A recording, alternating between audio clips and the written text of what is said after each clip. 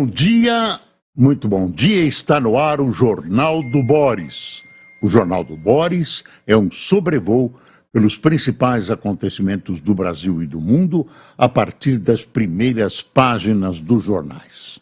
E hoje, evidentemente, o noticiário é dominado pela reunião do G20 aqui no Brasil, mais exatamente no Rio de Janeiro, com uma série de implicações, com uma série de problemas políticos que foram surgindo e com a perspectiva de o Brasil lançar um plano de combate à fome e de combate à pobreza, à desigualdade, plano atribuído, claro, ao presidente Lula, e que é uma coisa que ele tem defendido durante tempos e que teria, segundo o Brasil informa, a adesão de 42 países. É uma reunião importantíssima,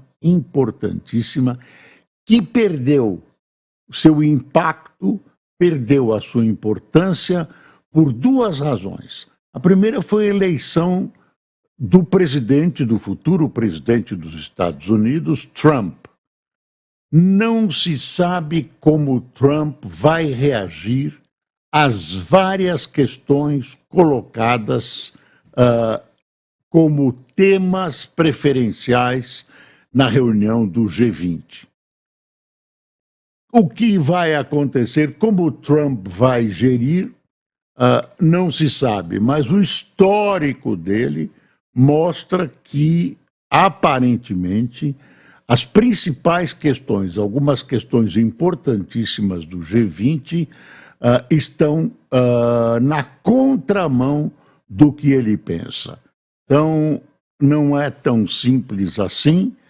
Tem um outro problema, que é o segundo problema, é a Argentina, que reluta em assinar um comunicado conjunto final, e aí praticamente anula o efeito, ou perde muita força o efeito de um comunicado final. O comunicado final procurava contemporizar a invasão da Rússia na Ucrânia e a questão de Israel. Buscava um método, linguagem diplomática, para não ofender ninguém, ficar lá pelo meio e conseguir emplacar as questões preferenciais do presidente Lula, como essa questão de combate à fome, etc. Começa hoje de manhã no Rio, vai até amanhã. Estão aí os principais governantes estrangeiros.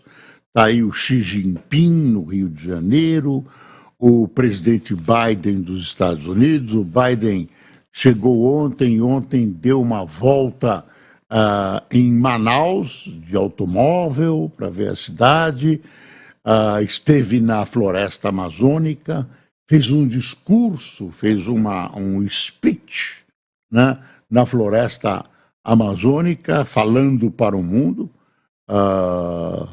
colocando uma posição mais ou menos, né, de defesa do meio ambiente, coisa que os Estados Unidos não está muito empenhado, e concedendo uma verba para o Brasil, para o Fundo Amazônia, uma verba, 50 milhões de dólares, podia ser um pouquinho mais, em termos globais, pouquíssimo. Bom, deixa eu ver como está escrito aqui no Valor. Dá uma espiada como é que o Valor encarou. Brasil abre G20 com plano contra fome e pobreza. Consenso está em risco. Declaração final deve destacar discussão colaborativa no trecho sobre taxação de grandes fortunas, que a Argentina também é contra. Posições de Milei dificultam decisões unânimes. Está aí. a questão colocada, vamos ver se o Brasil consegue contornar isso, está trabalhando intensamente no sentido de resolver essa questão. Aí o presidente chinês, ele publicou um artigo ontem na Folha.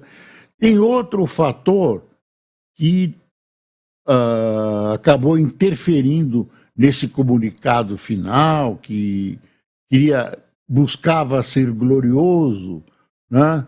que é a Ucrânia. Ontem a Rússia meteu bala na Ucrânia, quer dizer, atacou quase todo o país, deixou quase em colapso o sistema de distribuição de eletricidade, obrigando a Ucrânia a fazer economia de eletricidade, fazer um racionamento, enfim.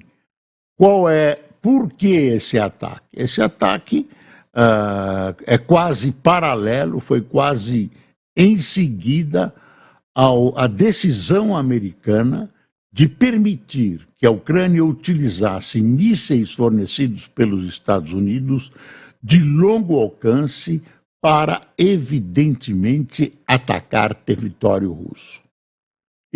Essa decisão perigosa, que aumenta a tensão na região, foi determinada provavelmente por uma outra decisão anterior da Rússia e da Coreia do Norte, que assinaram um tratado no sentido de colocar tropas coreanas do norte lutando na Ucrânia.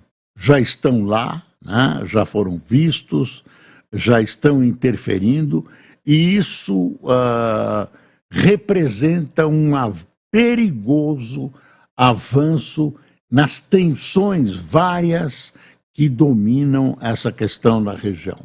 A Argentina também tem um porém, que é a questão ucraniana nesse comunicado final, porque o Brasil, de alguma maneira, equaliza, trata a Ucrânia e a Rússia do mesmo jeito, e a Rússia é o país invasor.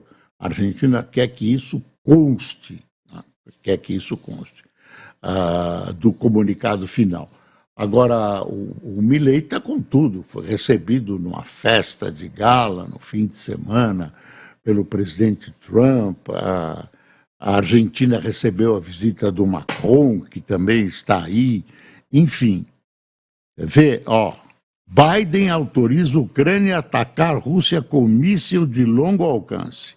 Aí deu o valor, deu destaque. Vamos ver as manchetes dos outros jornais.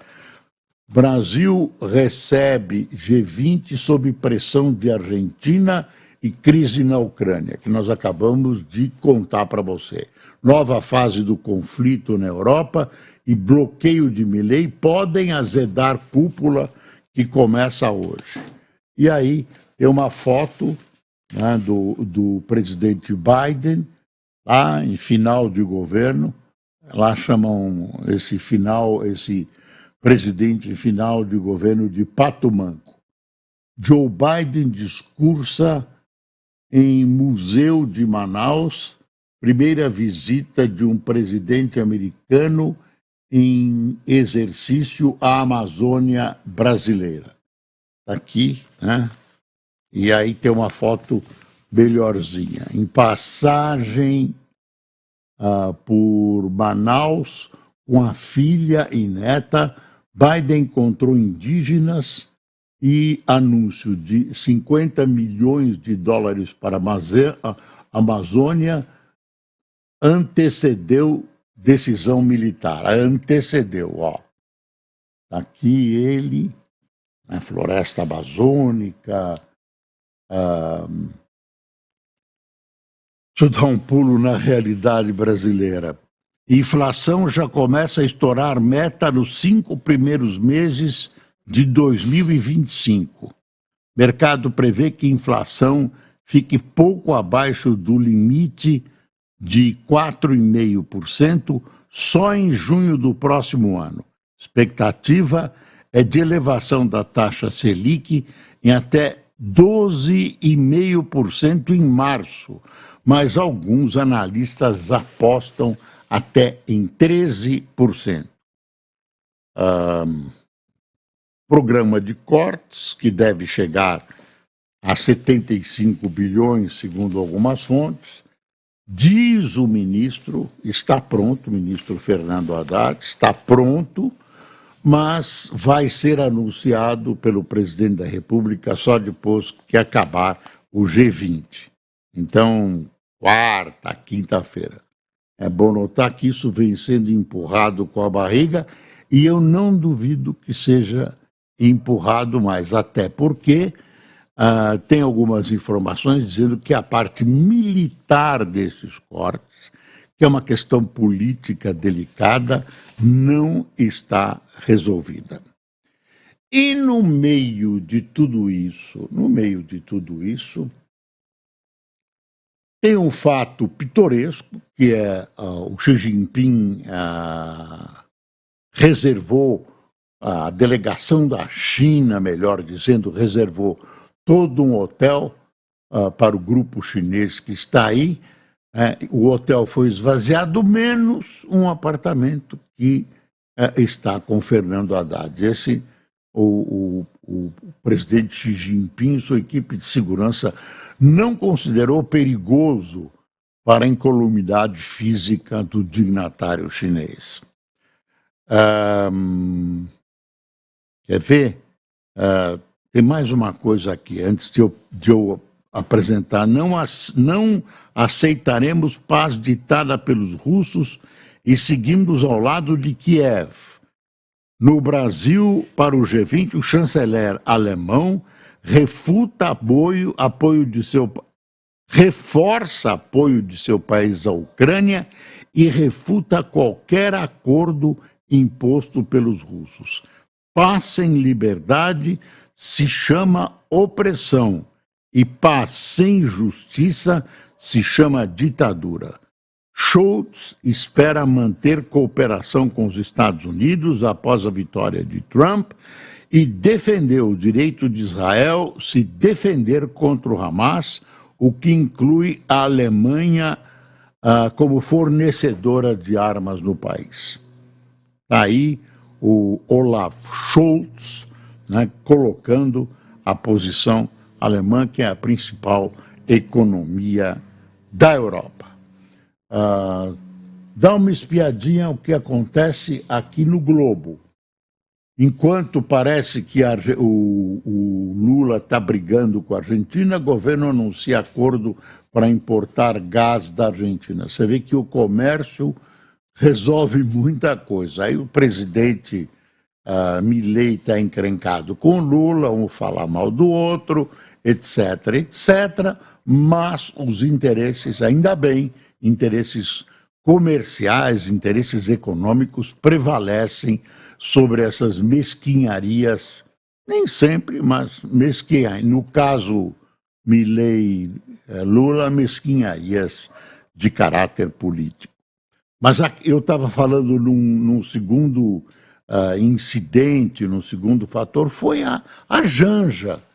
Você viu, a Janja perdeu a compostura. Primeira-dama, espera-se dela a manutenção de uma compostura inerente ao cargo, inerente à posição que ela ocupa, né? A Janja tem participado muito mais do que se esperava das questões políticas, da ordens, enfim. Ela é intranquila nessa coisa de ficar de primeira-dama mesmo, como uma figura quase que decorativa, cuidando da benemerência, né, na presidência da República, etc., etc. Ela é ativa e ela soltou um palavrão em inglês destinado ao Musk. Fuck you. F, três pontinhos, F, três pontinhos, C, for, não tenho nem coragem de repetir. Eu não quero repetir. Deve ter crianças, mas é chocante que uma primeira-dama de um país do tamanho e da importância do Brasil, numa ocasião importante, né, quando havia essa preliminar do G20, que vai apresentar sugestões ontem, no encerramento, no meio desse certame, vem ela e mete o bedelho, né, com um palavrão hostilizando o bilionário Musk, que é agora um dos principais assessores do futuro novo presidente americano, Trump. Quer dizer, ela criou um embaraço para o Lula. Não é uma coisa que vai prejudicar as relações, etc., etc. Musk respondeu dizendo, olha, eles vão perder as futuras eleições, o Lula vai perder as eleições e tudo. Na hora que isso saiu, deu um maremoto entre os diplomatas lá, o pessoal se assustou, mas o noticiário agora mostra que as coisas estão se acomodando, está reduzido a verdadeira gravidade, mas olha, com todo o respeito, dona Janja, é uma molecagem. O Lula diz, olha, não devemos xingar.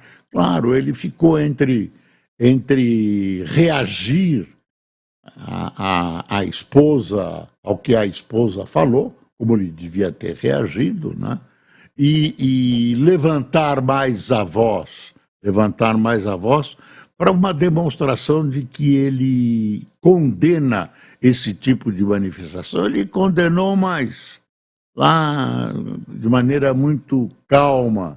Também ele ficou emparedado por essa situação constrangedora da primeira-dama soltando um palavrão em cima das figuras mais importantes hoje do futuro governo americano. Deixa eu ver aqui mais coisas. Tem um livro infantil, na frente russa.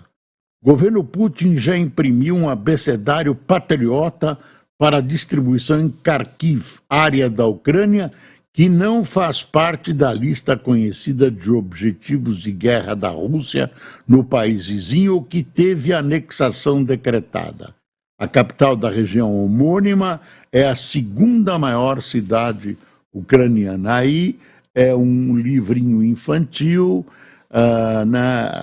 mostrando os elos com a Rússia, mordendo pelas bordas da idade, né? Começando por convencer as crianças da bondade com que a Rússia encampa, sei lá, 1/3 do território da Ucrânia. Enfim, é um horror o que está acontecendo lá. Infelizmente, o Brasil acaba ficando do lado da Rússia. Vamos ver se o presidente Lula consegue dar uma respirada internacional, né? Se esse G20 consegue dar uma transformada nessa tacanha política exterior brasileira, vergonhosa política exterior brasileira, que tem como parceiros Rússia, Irã, Coreia do Norte, Nicarágua, Cuba. Enfim, Cuba está tendo um apagão, está tendo problemas econômicos gravíssimos. Eu estou antevendo alguma coisa. É um estado policial, é difícil, é supervigiado, mas nós já vimos outros estados policiais, por exemplo, a Alemanha Oriental, ruírem tranquilamente. Eu estou achando que Cuba atravessa um período complicado, um período difícil. Bom, acabamos com o capítulo Janja, né? Pacote, vamos esperar o que vai sair, né? Não sei como os jornais estão tratando. E tem um assunto aqui que é, de novo, o 6x1. Você viu que tinha um erro de matemática? Vocês viram, jovens, que tinha um erro de matemática na PEC proposta por 6x1?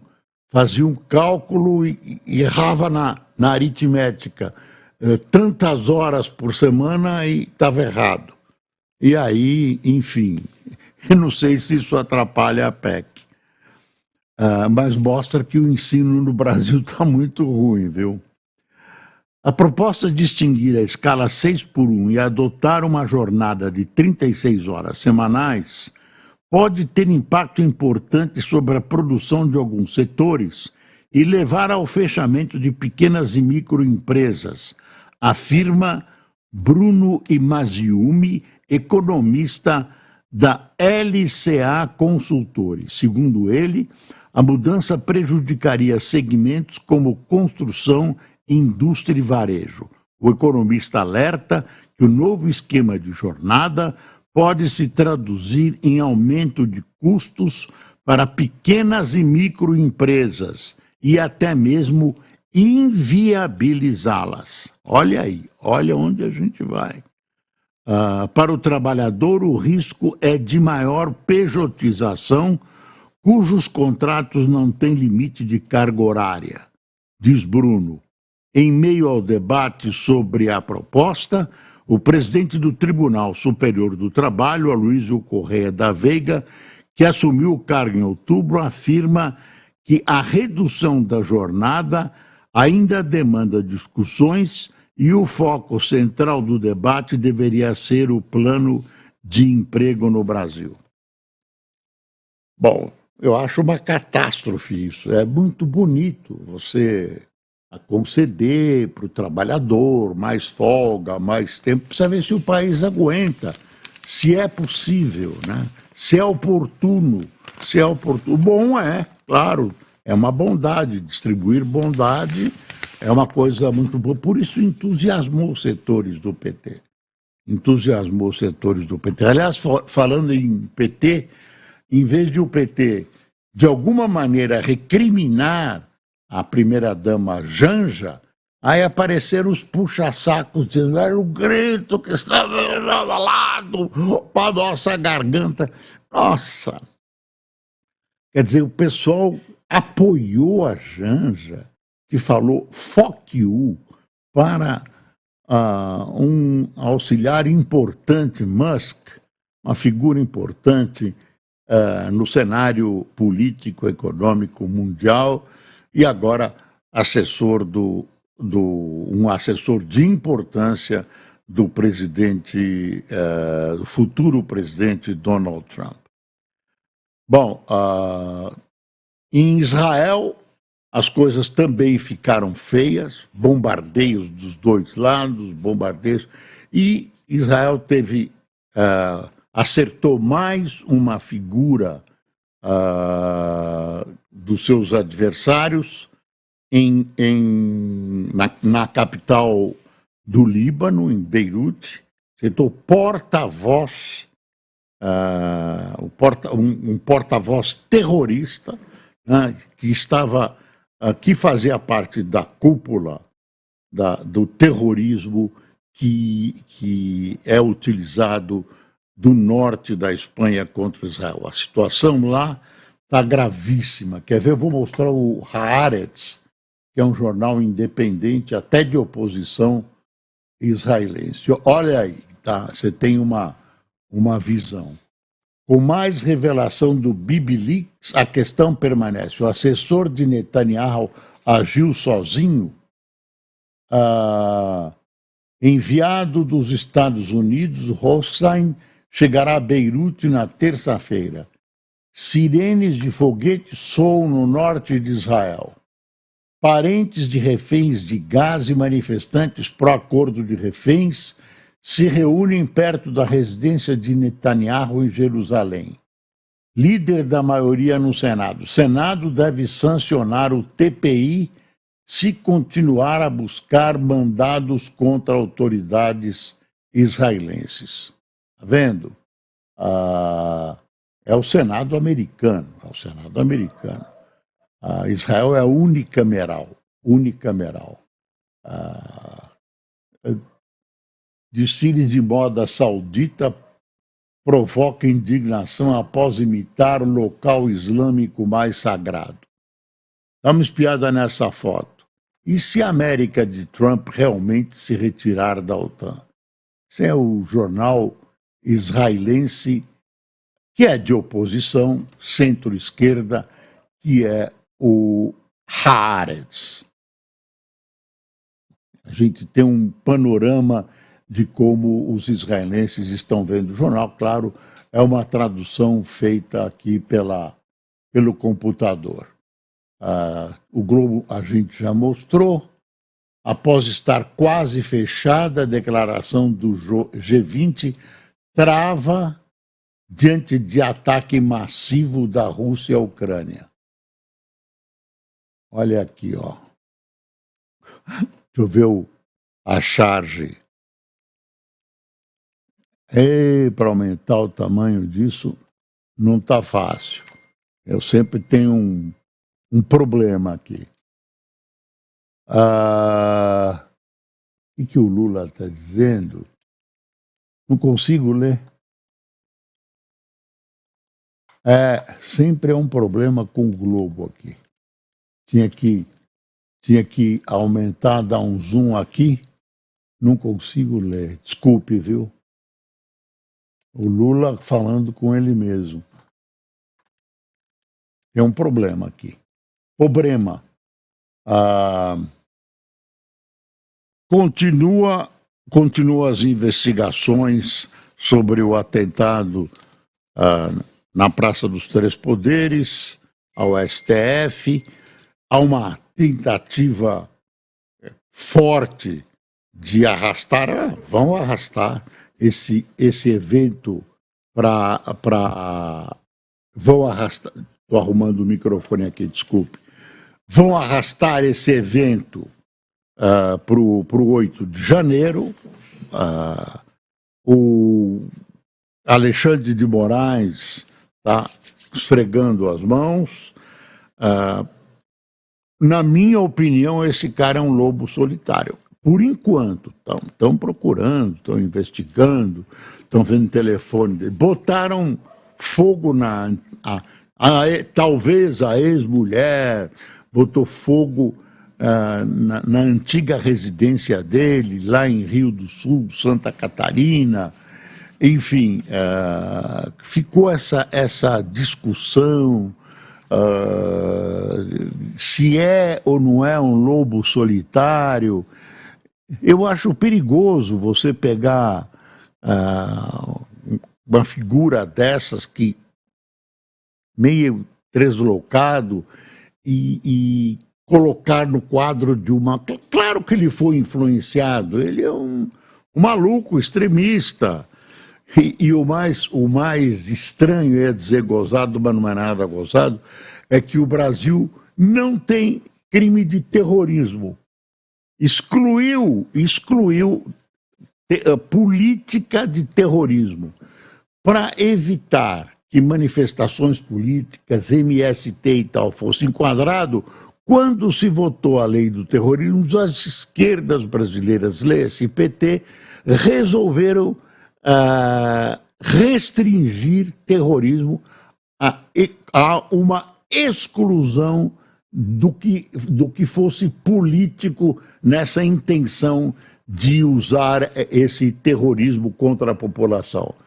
E aí o Brasil não dá para enquadrar esse cara em terrorismo, esse Vanderlei, não sei das quantas, não dá. Bom, enfim, deixa eu ver se tem mais alguma coisa. Claro que tem, a gente não tem tempo. Europa já espera tarifaço e recessão. Em dificuldades em razão da guerra na Ucrânia, europeus lidarão com novas diretrizes nos Estados Unidos de Trump, aversão ao multilateralismo, promessa de tarifas e revisão de tratados. Você vê que o mundo, inclusive o G20, é bom ver o G20 sob essa ótica, estão de alguma maneira paralisados, se movimentando o que podem ante a perspectiva da tomada de posse de Trump. Quem tomou café conosco? Obrigado, viu, pessoal? Janaína Silva, Mozart, Almeida, José Frazão, Ricardo Vargas, Nilei Nagaroto, Marcelo Campos, Marino Fischer, Cleide Vitorassi, Valdir Aguirre, Eliana Ischano, Tocolatim, Cristóvão Silva, Luciana Puech, desculpe, Luciana, se eu pronunciei o seu nome errado.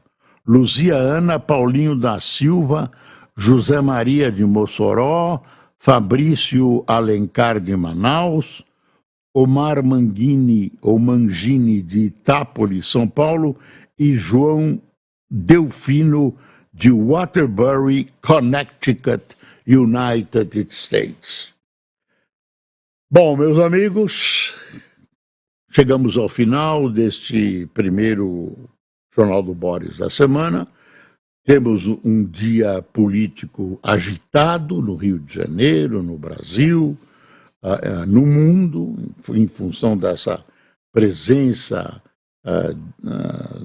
da elite político-econômica aqui no Brasil, e vamos ver o que vai acontecer ou o que não vai acontecer. Bom dia.